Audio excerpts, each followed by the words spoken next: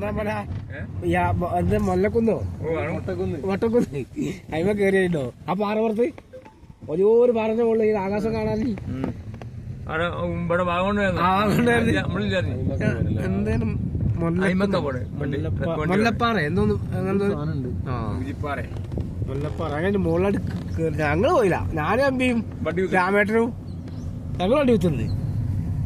ചില പോട്ട വെയിലും കൊണ്ട് അതിന്റെ മുകൾക്ക് പോയി